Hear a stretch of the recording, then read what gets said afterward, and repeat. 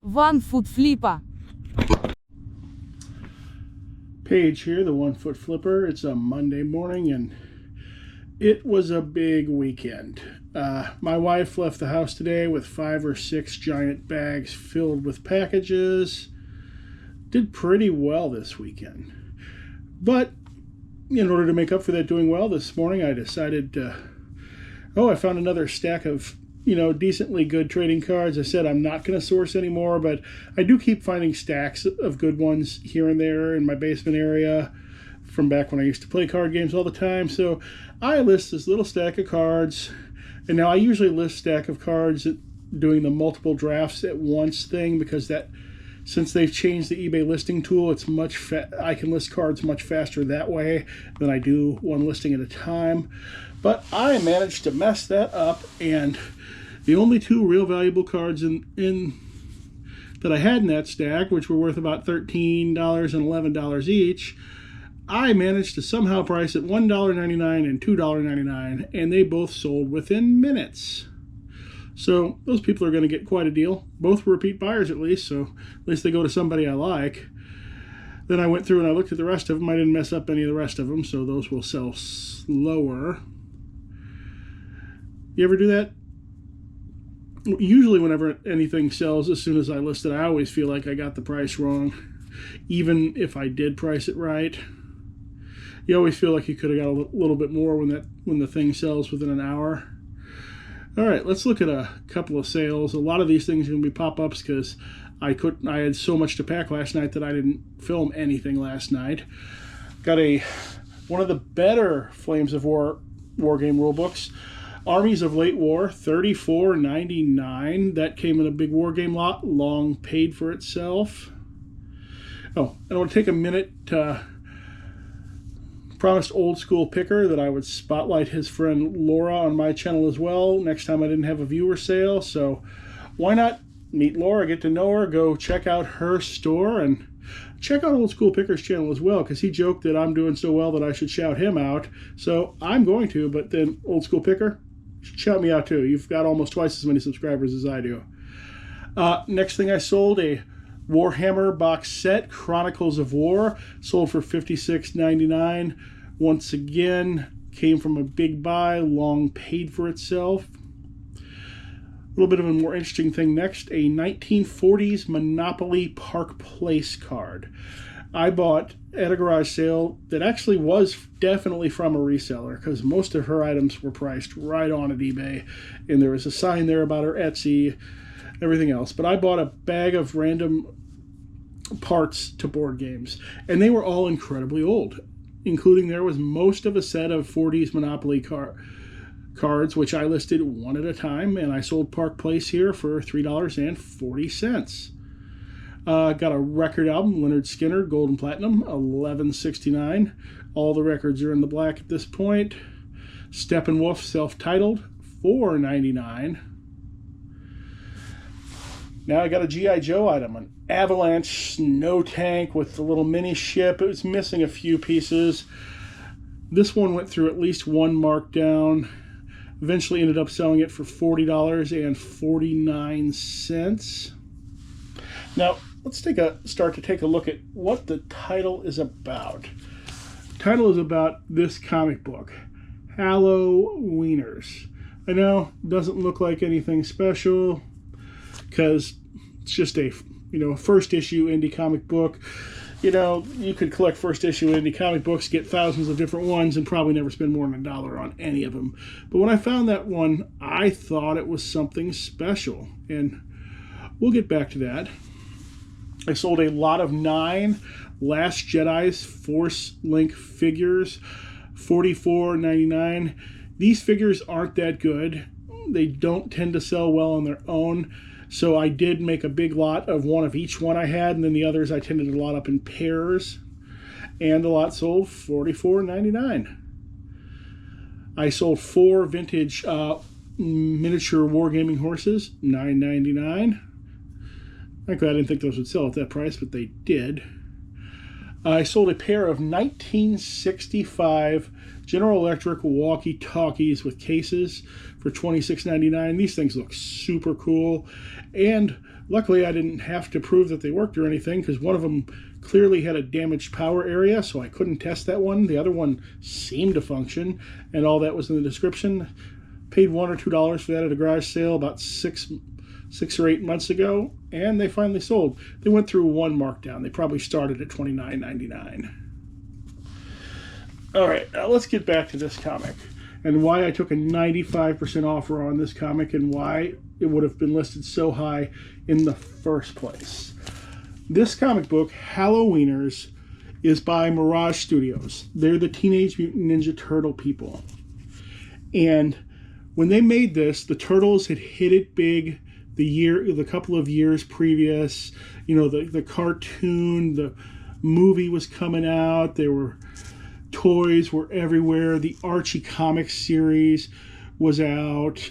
And now all the non-Mirage Teenage Mutant Ninja Turtles was definitely for children.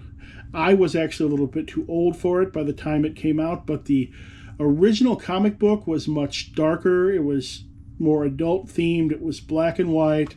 The Turtles all wore red headbands. They didn't really seem to have all that distinct personalities, but it was super violent. And, you know, their arch enemy Splinter, he was killed in the first issue of that comic book. But the cartoon, you know, kept him around forever. But they'd had so much success with that, they were trying to come up with what's going to be the next big thing. So they came up with these Halloweeners, which are hot dog-based Universal movie monsters, basically. And it says Toy Fair Edition. They all do, because this comic book was only sold at one toy fair. They brought it there to judge people's reaction to the characters. Apparently it didn't sell very well at the toy fair. And all of these ended up going back to Mirage Studios and put into a storage area. That eventually, a few years later, flooded and they were all destroyed. Not even sure how this one got out to the Midwest and got into a bulk bin at a comic store, which is where I would have found it many years ago. But it did. And I had no idea how to price this thing. Terapeak had one in the last 2 years. I think it had sold for $10 or something like that, but that doesn't mean anything. Person could have guessed that price out of random and it could have sold in 5 minutes. And there was one more on Worth Point that had also been Buy It Now. And that's it. This comic book only showed up twice on eBay since Worth Point started. And why that would even be significant is Mirage Studios is a comic book company that people collect. This is the hardest Mirage Studios comic to find. All I could find of it really was a few photos, people mentioning that they've never seen one, or that this is the only Mirage comic that they don't have for their collection. So after I talked to a few guys in my local picker group about it, I decided I'm just going to start it off at the most insane maximum possible price I think it could ever sell for, which was $2,000. I based that off what a high grade first issue Ninja Turtles comic book would sell for, which is actually a much more common comic than this. But I figured the kind of people who would buy that are the same kind of people who might also want a complete collection. And it was up for months. Eventually it went through one of my automatic markdowns where I marked down everything by 10%. I never expected it to get $2,000, but I also had offers on for it. And eventually today I got an offer for it for $50. 95% off of what I'd originally been asking. Or is it even... Yeah, I think it's 95%. I'm bad at math. Either way, it's a huge offer off. I think it's bigger than 95%. And the note with the offer said, check completed sales. And apparently since I listed this, somebody had found one of these and graded it. It got a 9. And they sold it on eBay for $200 at auction. And at that point, that is a decent comp for this book.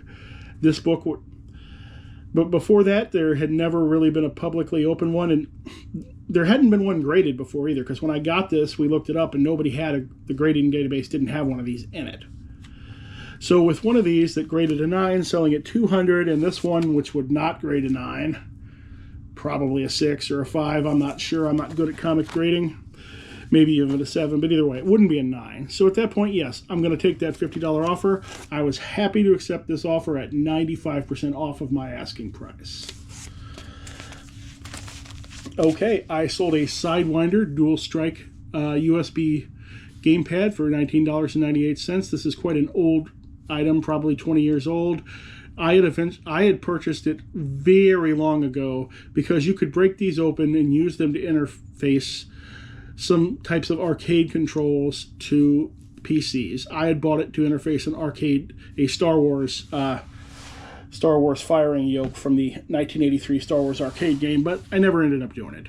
It still worked though. Sold it $19.98. Sold another tray of tanks, 5838. You see these in every episode. I'm starting to run out of them. Eventually I will run out. Those long paid for themselves.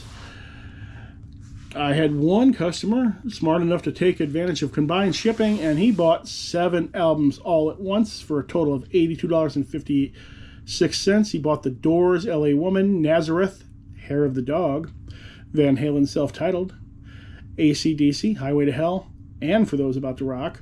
Once again, AC/DC, they just put the single as the name of the album. The Police, Synchronicity, and Queen, The Game. All in one lot. Also sold Black Sabbath, Heaven and Hell, $17.99. And I sold a boombox. This Sony CD cassette player sold for $71.99, plus what looked like to be an extremely large amount of shipping. I'll probably make some money on the shipping on this one. Oftentimes I have something in it, USPS shipping, and I'm able to send it UPS for much cheaper. But that's all part of the price the person paid. I don't send shipping refunds unless the customer and I discuss the shipping beforehand. And I bet we got a few more. Bet some things have sold since I came down here. In a recent video, I showed the largest diameter craft board I had ever found, 33 inches around, and it sold for $19.99. I would probably never find another one that size. Dungeons and Dragons, 4th edition. I think it's 4th edition. It might be 3rd. I'm 5th. This is a preview module. You could get this for free in some game stores. The store I used to work at, they gave the store a stack of them, but we never had Dungeons and Dragons customers in store. For some reason, our local Dungeons and Dragons customers all went to the game store down the street that charged more money for everything, and they never hung out in our store. So those were never given out. Eventually they stopped selling Dungeons and Dragons, and I picked all those up. I think I got 50 copies of it. I picked it all up in a bulk buy of leftovers from the store. Got some miniatures. These are French Fusiliers, Platoon, $35.99. The buy they came from, long paid for. And I think that is everything I've got for today. If you found any interesting comic books, if you have, tell me about them in the comments. Thanks, and I hope to see you again soon. Surprised you two aren't jumping all over the dog backpack. Wait, there's a dog backpack?